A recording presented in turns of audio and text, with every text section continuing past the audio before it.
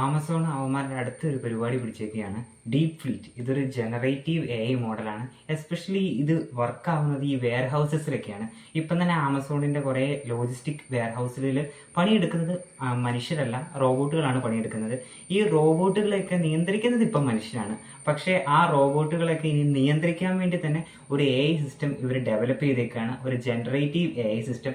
ആ ഒരു സാധനമാണ് ഈ ഡീപ് ഫ്ലീറ്റ് എന്ന് പറയുന്ന ഈ ഒരു റോബോട്ടുകളുടെ ട്രാഫിക്, അതായത് റോബോട്ടുകൾ എങ്ങനെ വർക്ക് ചെയ്യണം, അതേപോലെ തന്നെ റോബോട്ടുകൾ ഇങ്ങനെ കൂട്ടിയിടിക്കാതെ എങ്ങനെ നൈസായിട്ട് ഒരു വെയർ ഹൗസിൽ എല്ലാ പരിപാടിയും ഇവർക്ക് ചെയ്യാം, ഇതെല്ലാം നിയന്ത്രിക്കുന്നത് ഈ ഒരു AI സിസ്റ്റമാണ്. അതായത് ആമസോണിന്റെ ചില വെയർ ഹൗസിലൊക്കെ അവന്മാർ ഈ സാധനം ഇംപ്ലിമെന്റ് ചെയ്തിട്ടുണ്ട്, ബട്ട് ഫുള്ളി ആയിട്ട് ഇംപ്ലിമെന്റ് ചെയ്തിട്ടില്ല. കാരണം ഈ ഒരു റോബോട്ടുകളല്ലേ, ഇത് ഫുള്ളി ആയിട്ട് ടെസ്റ്റ് ഒന്നും ചെയ്യാതെ ഇംപ്ലിമെന്റ് ചെയ്താൽ അറിയാമല്ലോ, റോബോട്ടുകൾ കൂട്ടിയിടിക്കും, പിന്നെ ഇവന്മാർക്ക് നഷ്ടം ഉണ്ടാവും. അതൊക്കെ ഒന്ന് മാറ്റിവെക്കാൻ വേണ്ടി ഇപ്പം ചെറിയ രീതിയിലുള്ള ചില വെയർ ഹൗസിലൊക്കെ, സ്പെസിഫിക് ആയിട്ടുള്ള വെയർ ഹൗസിലെല്ലാം ഈ സാധനം ഇംപ്ലിമെന്റ് ചെയ്തിട്ടുണ്ട്.